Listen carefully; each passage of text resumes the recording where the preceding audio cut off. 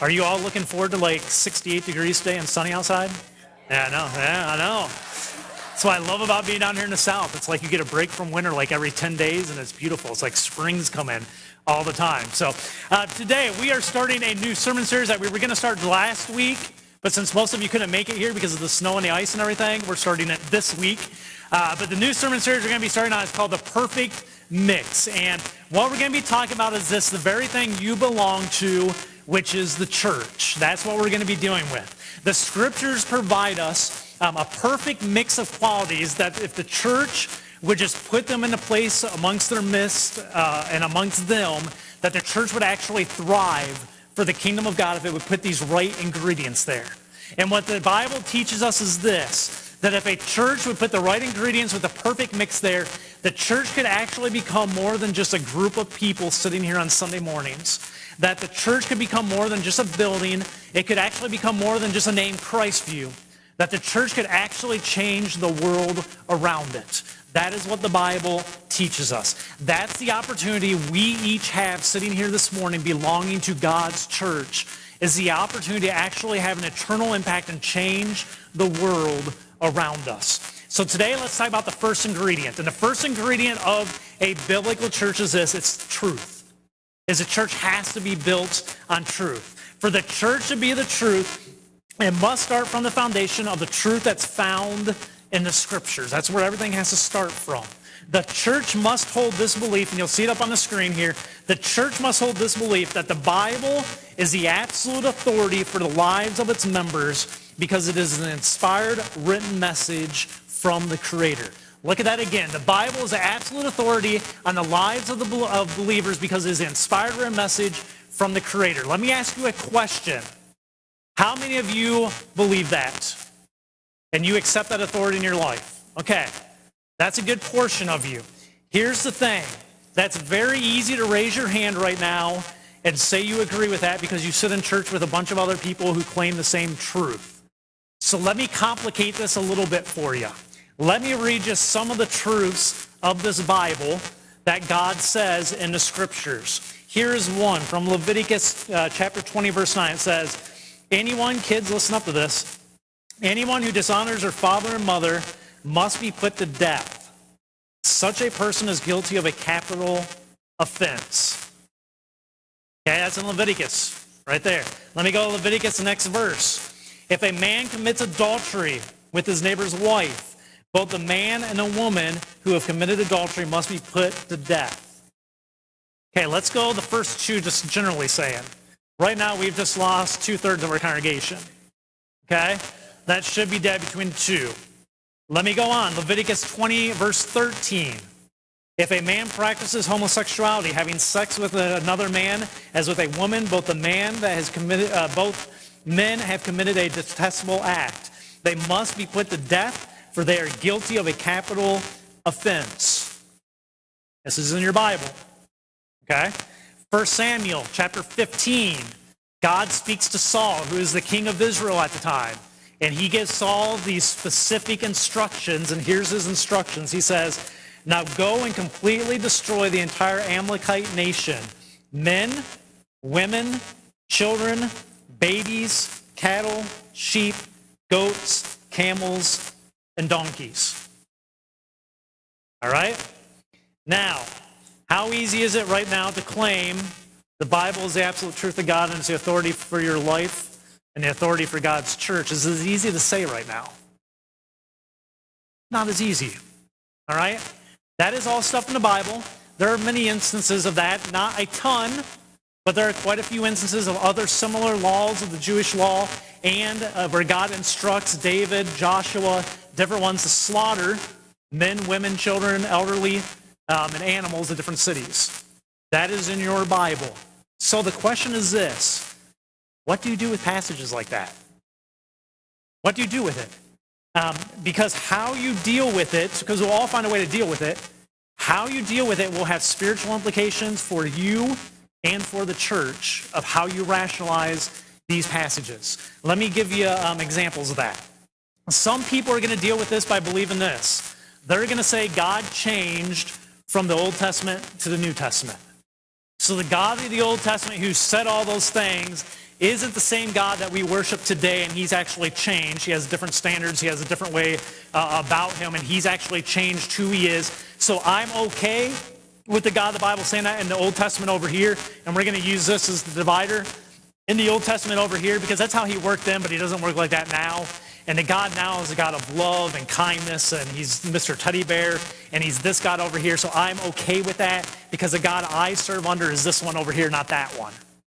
And here's the problem. If you logically play that out and that's what you believe, it's this. You really don't have anything stable in your life truth-wise in order to find peace in. Because if that's true, that God has changed between the two, you sit at a time in history right now where what's to say God doesn't change again and change everything up. So if you believe the way you reconciled in your head is he was this way in the Old Testament, he's changed, he's this way, then you have, if you logically play that out, no place to find peace and security in your faith with God because there's a possibility he could change again and the whole rules change.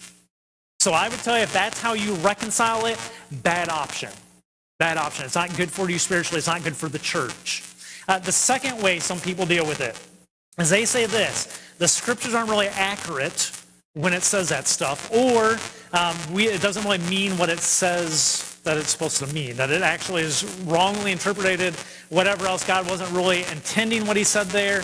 And some people rationalize it like that and just go, there has to be a mistake there, and that's not really what he meant. Here's the problem with that thinking spiritually. What that does to you that way is this. It allows you to be at a place where you really have no truth you can believe in. Because if that part of the Bible is wrong, any part of the Bible could be wrong. So if you start going, that part's wrong, then what's to say this part's right, and you have no measuring stick anymore to determine what's truth and what's not in the Bible. And what it does is it opens a huge door to Satan. Let me tell you how. The minute you start picking and choosing what you agree with in the Bible, you start making your own God.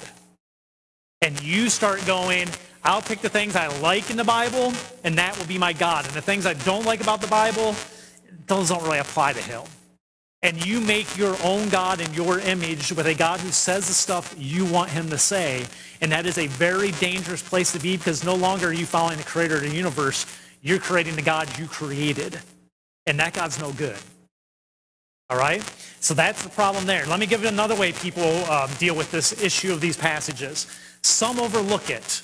And they basically go like this. I trust God knows what he's doing. Now, to be honest with you, this is a vast majority of Christians. This is how they handle it. They just go, I don't know how to explain those scriptures, but I trust God does, and I'm just not going to deal with them. Now, let me tell you this. If that's how you deal with it, that is fine if that's how you deal with it. That is okay. There's absolutely nothing wrong with that. There are some repercussions of it, though. Let me tell you what that is. If that's kind of how you do it, is I just overlook it and I trust God. Fine and dandy, that's okay. I don't think God's unpleased with that in any way, shape, or form. But what it does is this, it forces you to shy away from defending your faith in public on a regular basis because you go, what if those things are thrown in my face? I'm going to look like a fool or I have no way to answer them. And what it does is it makes you in a situation where you go, I will not stand for my faith publicly as much as I would if I had confidence in it. So it's okay to be there, but it's not the best place to be. Some people deal with it like this, as they look for an answer because they know one exists. They go, I know the Bible's right. I know my God is my God, and I know he's the God of the universe, and I know there must be a way to reconcile that, and I will go find the answer. And if you're one of those, what this does is when you find the answer, it allows you to be the most effective tool for the kingdom of God that you can be in an ever-increasing secular society. Because you have no fears of things being brought up in the scriptures that you go, I don't know how to answer that. And that does look really embarrassing. Because you go, no, I have the answer. I understand how to respond to that, and I understand how that fits. That's what I want to talk about this morning, is I want you to have the confidence in the scriptures to go, that's okay to read those passages, and it's okay to still have a loving God and help you understand how that works. So to be able to understand that, here's what we have to do. You first have to understand some core truths of Christianity. So let me give you what those are. There's three main core ones that you go, if you are a Christian, you need to understand these things to then be able to understand the next layer, which is all this stuff I discussed. The first core truth is this: God's primary concern in regards to humans is their eternal salvation, is making sure you are reunited with God for eternity. That is his primary concern. Your temporal circumstances are secondary concern to God. Now, this is a hard one to accept to some extent, because we don't think about our eternal as much as we do our temporal, and we want God to fix all of our stuff here. And what I want you to know is, according to the scriptures and what I know of God, God's a lot less interested in if you have all of your bills paid and if you're out of debt and if everything in your life is going smoothly, as much as he's interested is your security for eternity is taken care of, and that you are set where when you die, you will spend eternity with him. His first priority is to do everything he can to make sure that is taken care of. Your temporal things, they're secondary to God. Doesn't mean he's not interested in them. It just means that's not the motivating factor that decides all of his decisions and what he will do in your life. It's your eternal situation. Does that make sense? That's a fundamental truth of Christianity. The second one is this: all human history revolves around three events: the life, the execution, and the resurrection of Jesus Christ. And we're going to call those three events this. This is why I have this here in the middle. This is the divider in history. Everything before Christ is here. Everything after the execution, resurrection, and life of Christ is over here. This is the divider of human history. Everything else can be summed up in two ways. Was it before Christ or was it after Christ? Everything else in human history, it can be divided into those two sections, which leads us to the third thing you need to understand about God, which is this. God before Christ arrived, when it was in this time stretch, from the beginning of time to here, he worked with a nation called Israel. He worked through a nation to bring salvation to all mankind, and he worked through a group of people, Israel. Since the time of Christ and the resurrection, okay, it changed. He now works with the individual, no longer with a nation. He works with an individual, and he works through individuals for the salvation of mankind. What that means is this: God has not changed, but the environment in which he's working has, which sometimes gives the appearance that God has changed, but he hasn't. It's the environment. One was here and one's here. The environment has shifted, and God still works the same way, but the environment's different, which appears to be that God has changed, and he hasn't. He's the same God he always was. It's just the temporal circumstances now we have are different between when Christ was here, or before Christ was here, and after Christ was here. Does that make sense? Okay, those are three fundamental things you need to understand about our Christian faith. Understanding those gives you the context then to go back and address these other issues. And these other issues, there's two forms that you will find that are problematic in the Old Testament. You had the first set, which is this: the immediate responses of death and stuff in the Old Testament law written to Israel. That's the first things that give us some problems in the Old Testament. The second one is this. This is where God comes out and orders a slaughter of what we would consider innocent people: babies, children, women, elderly. And God orders a slaughter for his people to go slaughter different people groups. Those are the two biggest problematic issues of the Old Testament when defending your truth and understanding that you can stand for truth. So with the context of the other three things, let me go through those two issues.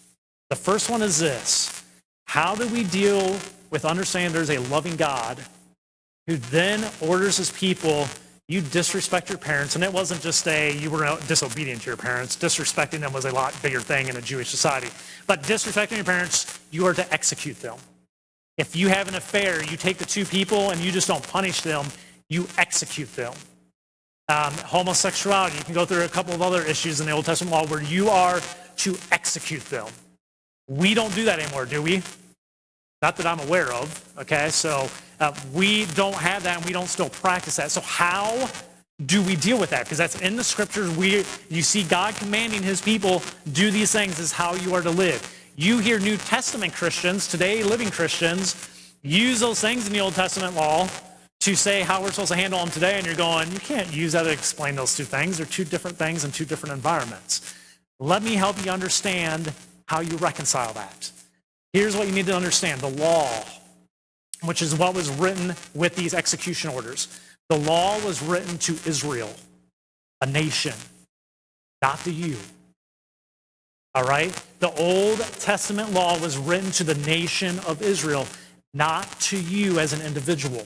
It was written to a people group at a certain time in history as God was setting them aside, and he wrote it for them. The law was given to Israel to create a nation that was unique from all other nations on the earth at that time. If you read back through biblical history and archaeological history and secular history, you will find at the time when God picks Israel, the people of the earth are barbaric.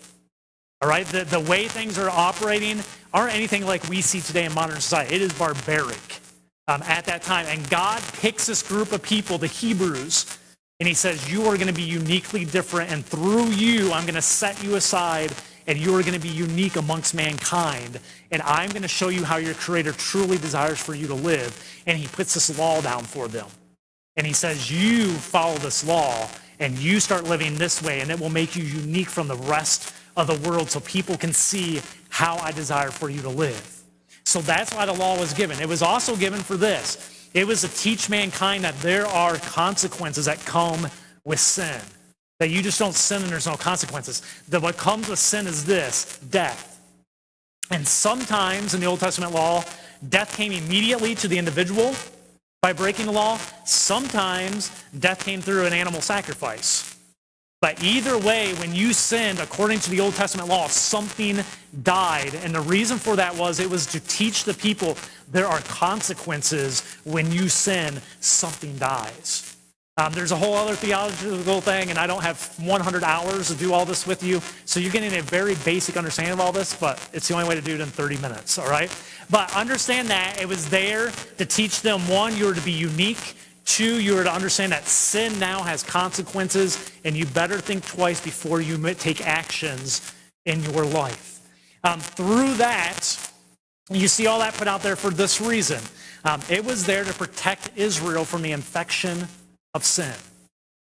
As you all know in your life, when you allow a little sin into your life, what happens? What happens? It grows. It multiplies. Unless you do what? You cut it out. You get rid of it. You find a way to deal with it. You change behaviors, whatever you have to do. God was doing the same thing that we do with individuals, with a nation. When these things happen, you cut it out. You get it out of your presence so you do not infect the entire society. That's why you have a lot of these laws in the Old Testament, and some of them had the immediate consequence, which is death. Some of the others go, you get them out of the camp, and they go live somewhere else for a while until they are restored. Then you bring them back. But you see time and time again throughout the Old Testament law, you remove the sin from among you as a nation so it doesn't infect all of you. Now, on our side, that's all here. The way things have changed today is this. Living on this side of Christ, God does all the work of the law now through the Holy Spirit in our lives as individuals. No longer are we held to the law. We now have God's Spirit actually living amongst us, in us, to guide us, to lead us, to grant us wisdom. So God is still working to teach us how we want to live. He just is doing it in a different environment. One was through a people. This one's now through you.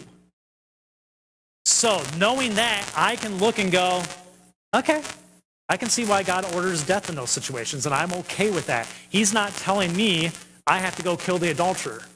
He's not telling me when my kid disrespects me this afternoon to go kill him, because he will have been dead 50,000 times now by the age he's 10. He would have got my 3-year-old's already pushing the buttons, so she'd be gone too. That's not what he was ordering for me. He was ordering it for this society to go, I'm going to make you unique. I'm going to set you apart. I'm going to make you holy so the world can see what my expectations are for mankind. Does that make sense? All right, let me move to the second issue, which is this. How do we deal with a loving God who in the same scriptures that says he's loving orders other men to go out and slaughter innocent people? Men, women, children, babies, and orders them to go in and kill them all. How do you reconcile that? This is a tough one. Let me help you. Understand the people groups that God instructs to completely eliminate were not innocent people. A lot of times people who oppose Christianity will look at those and go, God orders innocent people killed. Let me help you understand. The groups of people he asked to have eliminated, to utterly destroy them, They're not innocent people. Let me give you a way to help you kind of understand who they were. Think about this. Well, let me give you a little things that we know from history who they were. We know through history militarily, they were very aggressive people that would go in and slaughter their neighbors time and time again. Multiple times, the ones that he orders total elimination of, where people had tried to slaughter Israel and eliminate them several times. We also know one of their techniques were after they went in and slaughtered the society, the one group of people they would keep alive, they would kill all the children, they would kill all the males, and they would keep the young women alive.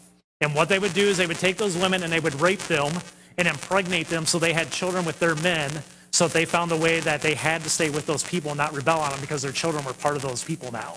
So then they would enslave those women and force them to have babies, and that's what they would do. We also know from history they practiced bestiality, children's sacrifices, where they would sacrifice their children to their different idols, and had all sorts of different idols that practiced all sorts of different deviant behaviors back at that time. We know that both from biblical history and secular archaeology, from records that we have found. We know these about these societies.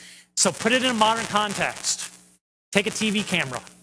And we have a TV camera crew that's living in one of these societies, seeing them do all these things, and we see it on your nightly news every night, and it's 3,000 miles away. Would we not, as a nation, Christian and non-Christian alike, all be clamoring for our military to go in there and wipe those people out and stop them from taking over other nations and abusing people and raping people and destroying people? Would we not all be in an uproar going, we have to do something? Would we not? We've done it. Germany. World War II, Germany comes out. We didn't even know what was happening in the concentration camps. All we knew is they were aggressive and trying to take over everybody and were slaughtering people. That's all we knew. We didn't know how bad it was at the time. And what was one of the things we did?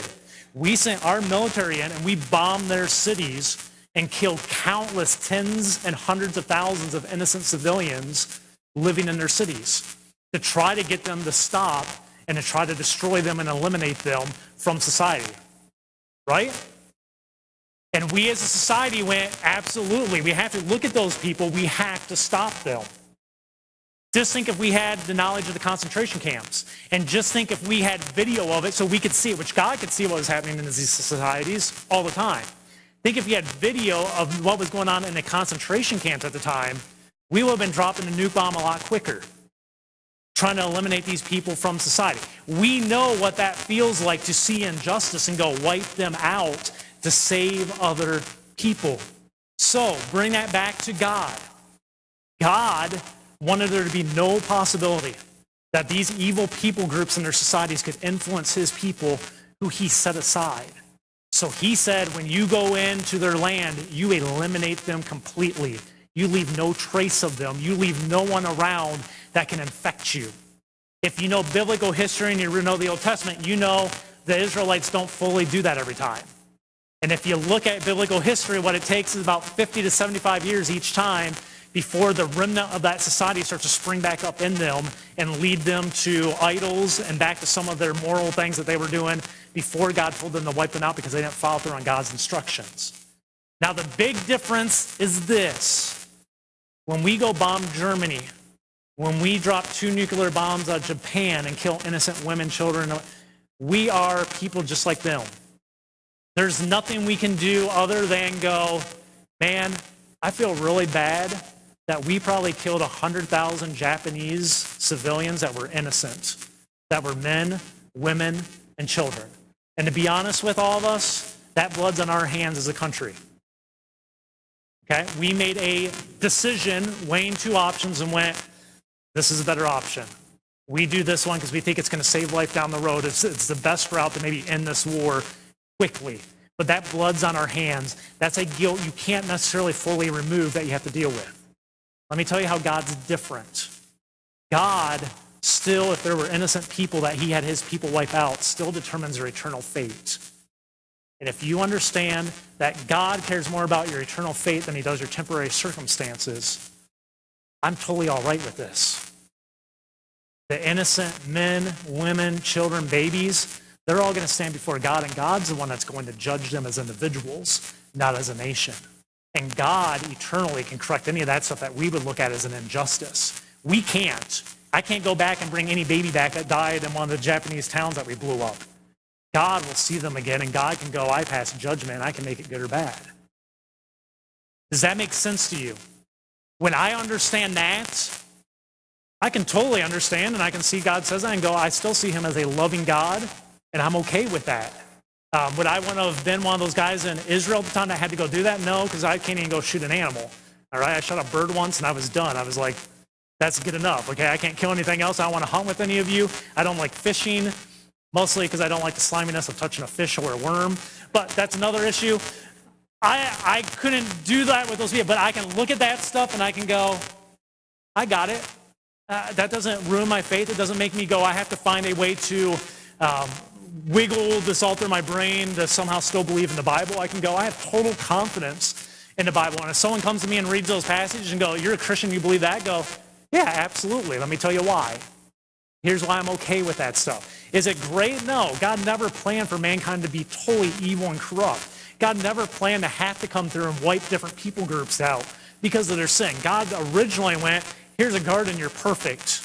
I gave you everything. Unfortunately, mankind messed it up, and then God had to go, now I got to work in this circumstance with this mess. And sometimes that gets messy.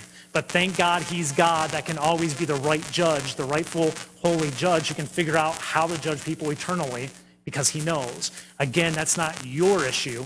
That's never your role. That is God's role. So you might be asking, what's the point of today's message? Here's what it is. I don't expect you to be able to make a defense for these passages with everyone you meet today after listening to today's message. Understand what I'm sharing with you here. This is probably the most difficult sermon I've tried to put together because theologically, this is something I've thought on for years. It's things I've had debates with different professors, got insight on, research things. I could go, you could have a good, legitimate debate with theological people for 100 hours on this thing, and I'm trying to put it together in 25 minutes. Okay? Not the easiest thing to do in the world, but you get the basics. And here's why I wanted to share that with you. I want you to understand when you leave here today that the scriptures can be trusted. They are a consistent source of truth for which to submit your life to. You don't have to shy away from it. You don't have to worry that there are no answers and yeah, it looks horrible.